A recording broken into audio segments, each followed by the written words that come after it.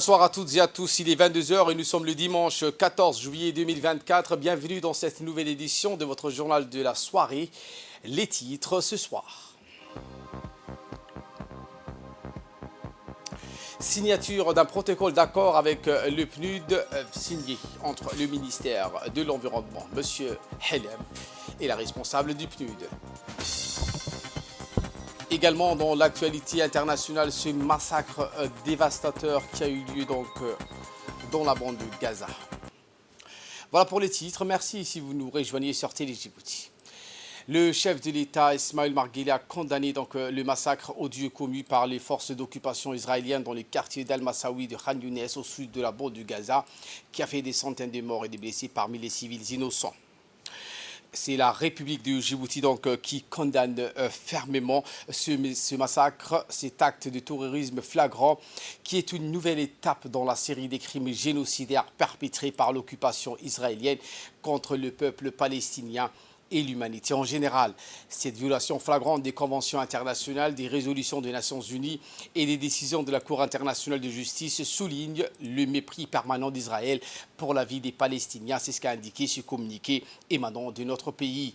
La République de Djibouti réitère donc son appel à la communauté internationale, en particulier au Conseil de sécurité des Nations Unies, pour qu'elle assume ses responsabilités afin de mettre fin au mépris insouciant d'Israël pour le sang palestinien et à ces crimes atroces qui se poursuivent depuis 9 mois sans aucune conséquence ni obligation de rendre des comptes. Par ailleurs, Djibouti réaffirme sa position ferme sur la justice de la cause palestinienne et les droits légitimes du peuple palestinien, y compris l'établissement de son État indépendant dans les frontières de 67 avec Jérusalem-Est comme capitale. Fin du communiqué de la République de Djibouti.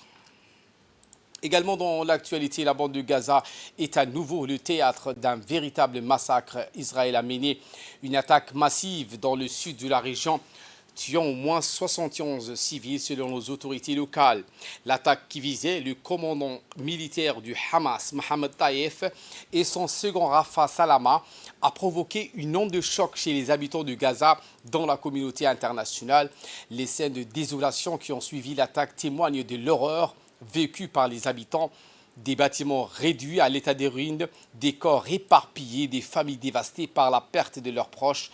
La zone visée, Mouassi, est une bande côtière désignée par Israël comme zone de sécurité où des centaines de milliers de Palestiniens déplacés s'étaient réfugiés.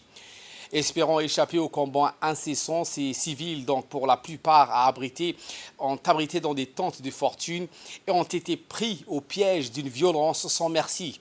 Le Hamas a réagi rapidement, qualifiant les allégations israéliennes de fausses allégations destinées à dissimuler l'atrocité de l'attaque.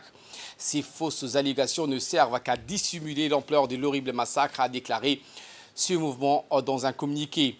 L'armée israélienne, pour sa part, a justifié cette attaque en affirmant que d'autres terroristes se cachaient parmi les civils. Une justification qui, pour beaucoup, ne peut atténuer l'horreur de la perte massive des vies innocentes. Retour au pays où le Premier ministre Abdelkader Kamil Mohamed a reçu l'ambassadeur du Vatican, Antoine Camilleri, pour une visite d'adieu. Au cours de l'entretien, le Premier ministre a félicité l'ambassadeur pour le travail accompli au cours de sa mission et lui a adressé ses meilleurs vœux pour l'avenir. L'ambassadeur Camilleri a exprimé également sa satisfaction d'avoir servi dans la corne de l'Afrique pendant 4 ans et a confirmé que le pape François a un grand respect pour le peuple djiboutien et ses dirigeants. Cela a été récemment souligné dans un message adressé au chef de l'État à l'occasion de la fête de l'indépendance, dans lequel le pape et le président ont réaffirmé leur engagement commun à promouvoir la paix dans le monde et la coexistence pacifique entre les peuples des différentes religions. Antoine Camilleri a présenté ses lettres de créance au chef de l'État le 20 septembre 2020. Depuis cette date, il est ambassadeur de Djibouti, a également été ambassadeur auprès du gouvernement de la République d'Éthiopie et délégué du Vatican en Somalie, nommé par le pape à un nouveau poste d'ambassadeur à Cuba. tôt dans la matinée d'aujourd'hui, les forces françaises stationnées à Djibouti, les FFDJ, ont organisé la traditionnelle cérémonie militaire à l'occasion de la fête nationale française le 14 juillet. Cette cérémonie s'est déroulée sur le parking aéronautique de la base aérienne 188 de Djibouti. Une cérémonie qui était présidée par le général de division Laurent Boitier, commandant des forces françaises installées à Djibouti, en présence de M. Hassan Omar Mohamed Bourhan, ministre djiboutien de la Défense, du général de corps d'armée, le chef d'état-major général des armées, le général de corps d'armée, Zakaria Cheikh Ibrahim. La cérémonie donc, a également vu la participation de Mme Dana Purcarescu, ambassadrice de France à Djibouti. Une cérémonie qui a débuté avec la revue des troupes par le commandant des forces françaises installées à Djibouti.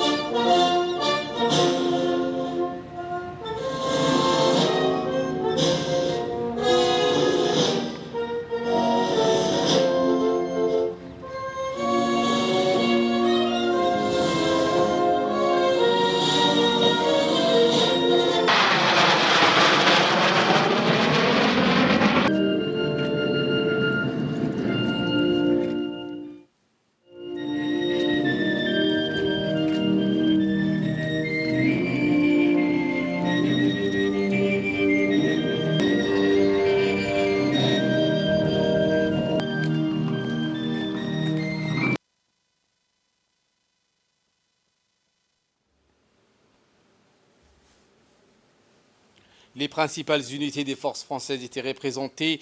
Le 5e régiment, donc interarmes d'outre-mer, la base aérienne 188, la base navale, ainsi que toutes les unités de soutien logistique et opérationnel. Cette cérémonie donc s'est poursuivie avec la remise des décorations militaires, suivie du défilé aérien. 2 Mirage donc 2000 se sont envolés, suivis d'un avion de transport, le CASA-CN 235, puis un hélicoptère Gazelle et Puma. Enfin, la cérémonie s'est achevée avec le défilé des principaux véhicules terrestres des forces françaises installées à Djibouti. Cette année, le défilé du 14 juillet à Paris avait pour le thème le 80e anniversaire de la libération de la France, du débarquement et de la victoire. Quelques instants après la revue de troupes, cette cérémonie de commémoration de la fête nationale française a débuté comme à l'accoutumée, donc avec la traditionnelle défilé militaire suivi d'un cortège.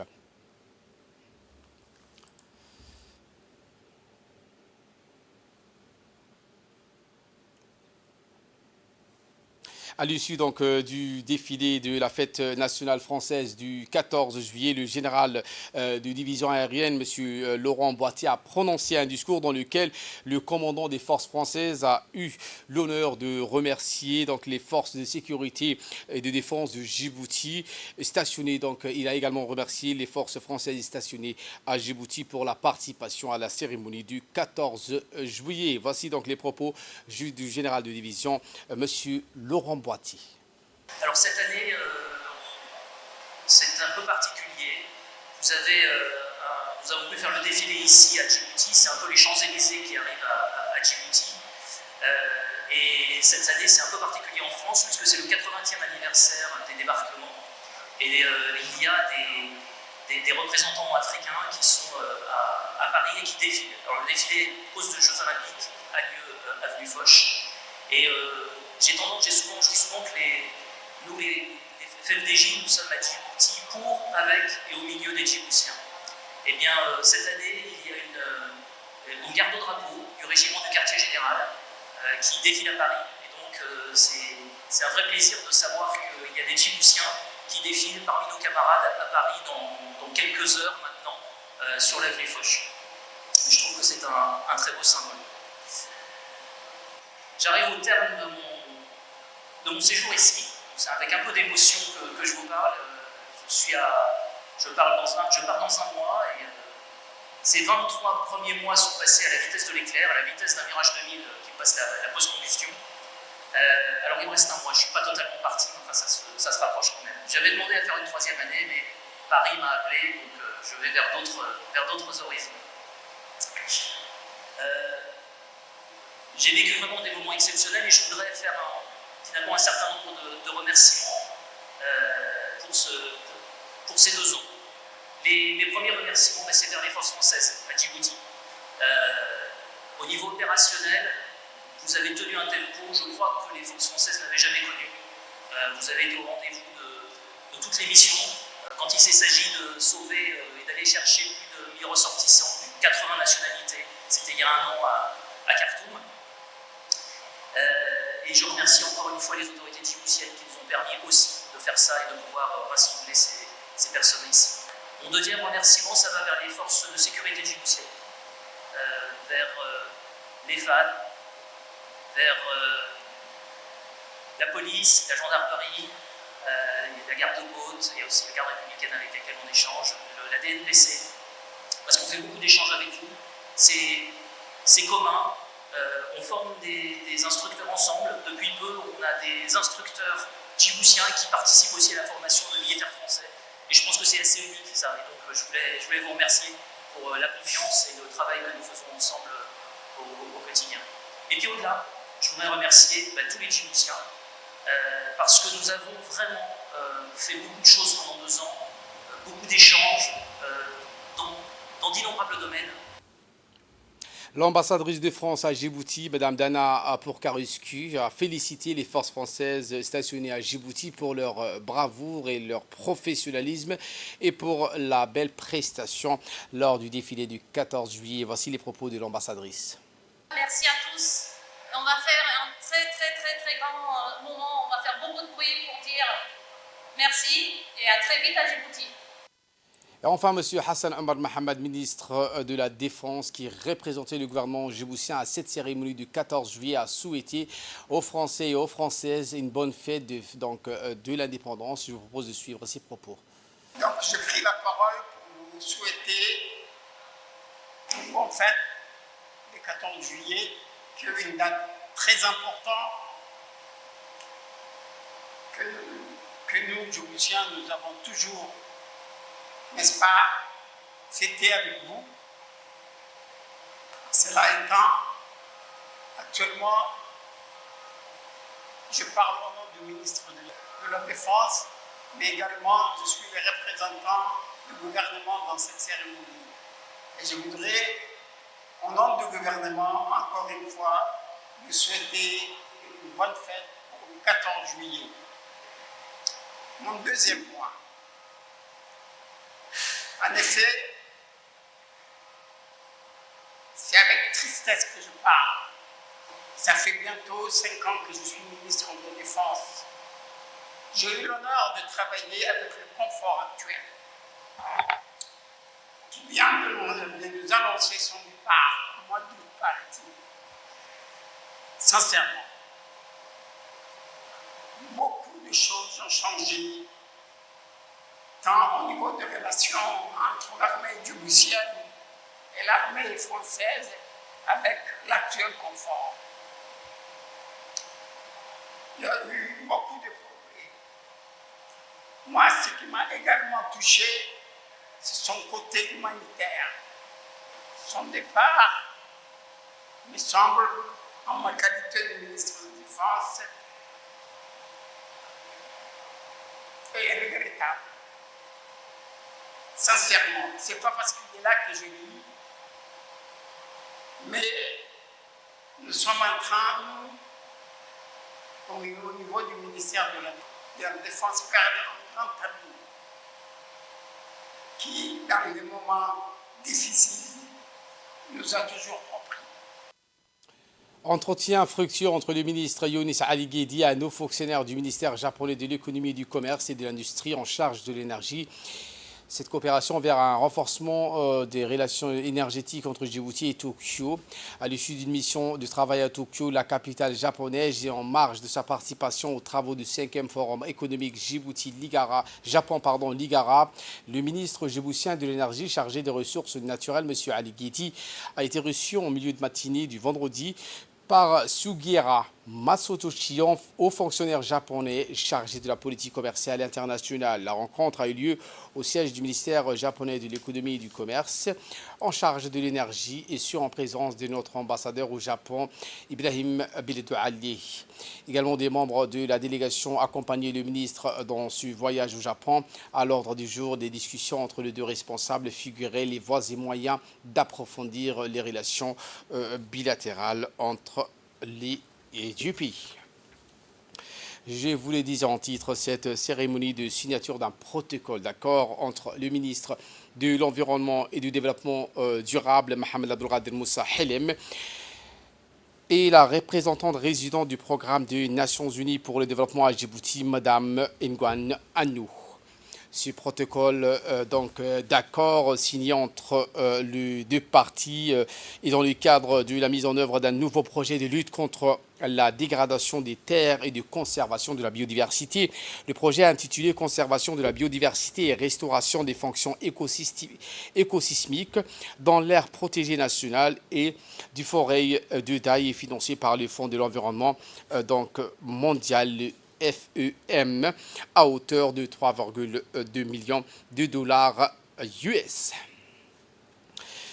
Diplomatie à présent, où l'ambassadeur extraordinaire et plénipotentiaire de la République du Djibouti en Éthiopie, représentant permanent auprès de l'Union africaine et de la Commission économique pour l'Afrique, Abdi Mohamed Haïbé, a franchi une nouvelle étape dans sa mission diplomatique. Il a présenté ses lettres de créance au président de la République du Guinée équatoriale, M. Teodoro Obiang Nguema.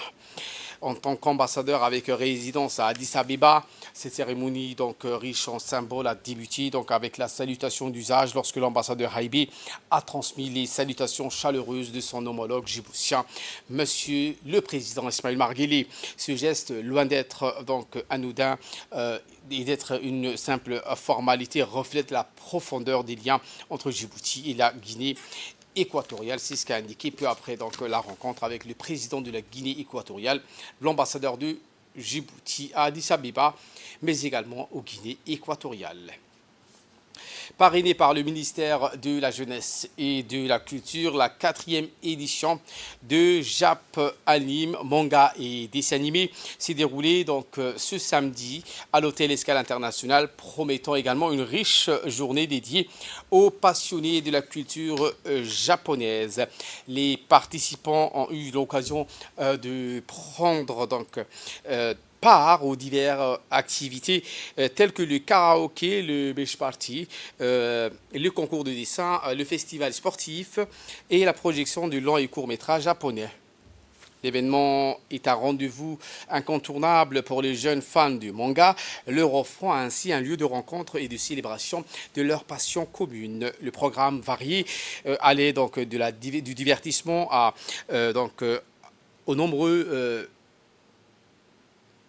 aux nombreuses autres choses qui ont été mis en place. Enfin, cette 4e édition de Japanime à Djibouti a été une fois de plus un moment de convivialité et de festivité.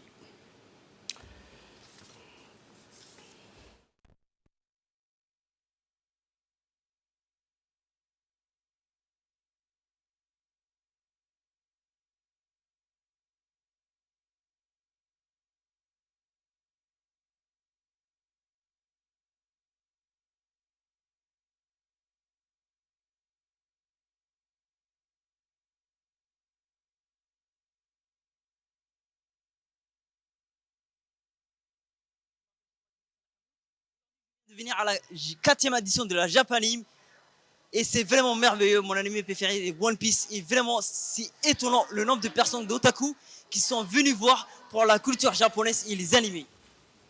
Notre équipe de reporters en recueilli la réaction du président de cette association Japanime. Voici ses propos.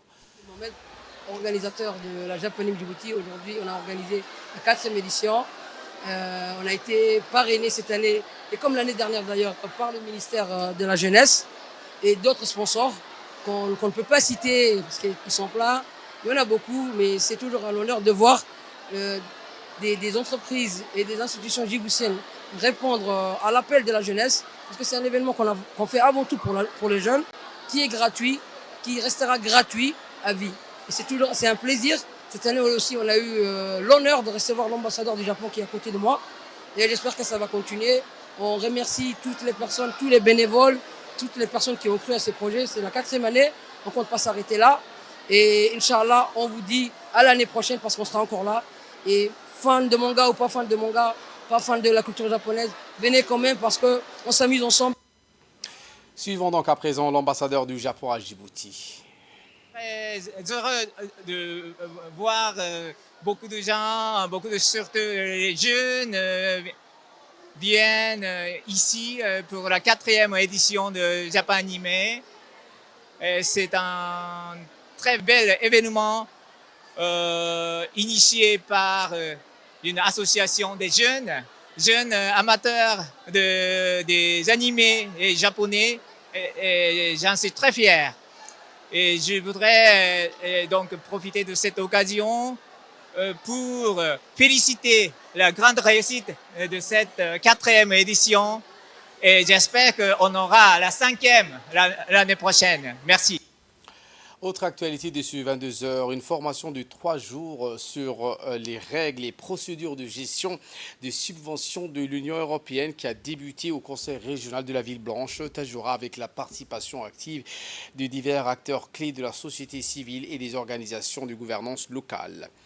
Était également présent donc, le président du Conseil régional, Omar Hussein Omar, M. Ahmed Ali Mohamed, vice-président du conseil régional d'Obok, Ali Roufadan, secrétaire permanent de l'ANCLD, les membres de l'équipe de gestion des projets AIMF et l'ANCLD, des responsables des organisations de la société civile subventionnées, des agents territoriaux de la Ville Blanche et d'Obok, ainsi que des Diki ont assisté à cet événement soutenu par l'Association internationale des maires francophones, l'AIMF, et financé par l'UE. Ce programme vise donc à renforcer les capacités des autorités locales de Djibouti. C'est ce qu'a précisé le vice-président du conseil régional d'Obok lors d'une interview. Écoutons à présent M. Ali Roufa, secrétaire général permanent de l'ANCLD, qui a déclaré dans une interview que ce programme vise à améliorer la gestion des subventions européennes par les organisations de la société civile. Ravi d'être parmi vous et de pouvoir contribuer à cette initiative essentielle pour le renforcement de vos capacités. Le dispositif d'accompagnement des organisations de la société civile djiboutienne porté par l'Association internationale de maires francophones en collaboration avec l'ANCLD est financé par l'Union européenne, et particulier dans le sens où il est lié au renforcement des autorités locales. Il s'agit en effet, à travers cet accompagnement, de renforcer la logique des mises en synergie, donner les moyens et la capacité aux EEC de prendre part aux réflexions et la conception des plans de développement locaux mis en œuvre dans chaque région et commune de Djibouti-Ville. Pour y parvenir, l'AIMF a fait réaliser dans le cadre du projet une étude dont les objectifs étaient proposer un répertoire des besoins de renforcement exprimés par les EEC, demandeuses de subventions, analyser les différents programmes, cadres de financement et de soutien aux EEC djiboutiens, Kaizen, PASOK, ADDS, PISCA, PNUD, GIZ, proposer des axes d'orientation du plan de renforcement des capacités pour l'AIMF. Un dialogue échange a été organisé sur la base des résultats de l'étude au cours d'une réunion de capitalisation organisée le 16 novembre 2023 au Sheraton, qui a regroupé autorités locales, organisations de la société civile, bénéficiaires de subventions et agences de mise en œuvre de programmes et projets d'appui à la société civile djiboutienne. De gestion de subventions de l'Union européenne, cycle de subventions, contrats et dispositions de conditions générales, modalités pratiques de mise en œuvre, dispositions financières, contenu des liasses comptables et caractéristiques des pièces justificatives. Que ces journées soient marquées par l'acquisition de nouvelles connaissances, l'émergence de nouvelles idées et la consolidation de notre engagement commun pour une mise en œuvre réussie de l'ensemble des projets de développement. Et pour sa part, le président du conseil régional de la Ville Blanche, Omar Hussein Omar, a indiqué que cette initiative s'inscrit dans le cadre d'un effort continu visant donc à assurer une gestion transparente et efficace des fonds. c'est nos premiers projets et nous voulons continuer. Nous voulons continuer avec les associations.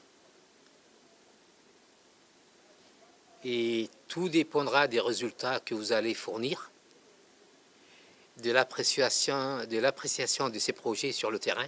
Et je sais que pour certains, ça va mieux. D'autres peinent encore à donner des résultats, aussi bien dans la ville de Djibouti qu'à l'extérieur. Mais pour faire un bon partenariat avec les OSC, nous avons besoin aussi des associations fortes qui puissent travailler sur le terrain de la manière pratique et avoir aussi une bonne gestion du projet. Et l'atelier d'aujourd'hui porte sur cette gestion que je vous demande d'acquérir et de bien suivre. J'espère que vous allez en profiter tous pour le bien-être de votre association et aussi pour le bien de vos régions respectives. Je compte beaucoup sur vous pour assimiler le maximum d'informations et travailler sur cet outil qui va vous être bientôt donné. Et je vous souhaite bon travail. Sous la houlette du chef de la brigade de la douane d'Ali Sabié, Mohamed Moumin Hassan, en étroite collaboration avec le détachement de la police d'Ali Sabié et l'armée Bias, ont intercepté une importante marchandises de contrebande dans le secteur de Dikil. Durant cette opération ont été interceptés 13 cartons de cigarettes de marque Royal et de marque Benson. La valeur totale de ces saisies est estimée à 2 millions de nos francs. D'ailleurs, ce sont des produits transportés par des trafiquants sans scrupules qui contournent souvent les postes frontaliers partout sur le territoire national. Et cela représente une menace réelle pour l'économie de service de notre pays et du fondement étatique. Et dans l'actualité internationale, l'ancien président américain Donald Trump a échappé à une tentative d'assassinat lors d'un rassemblement hier, quelques jours avant d'accepter l'investiture républicaine pour la présidentielle. Bien qu'ils aient reçu une balle dans l'oreille, Donald Trump est indemne. L'incident a déclenché un mouvement de panique lorsque des coups de feu ont retenti. M. Trump, ensanglanté, a été rapidement évacué par les agents du service secret. Voilà pour l'essentiel de ce 22h. Merci à vous de nous avoir suivis et très bonne suite des programmes sur Télé Djibouti.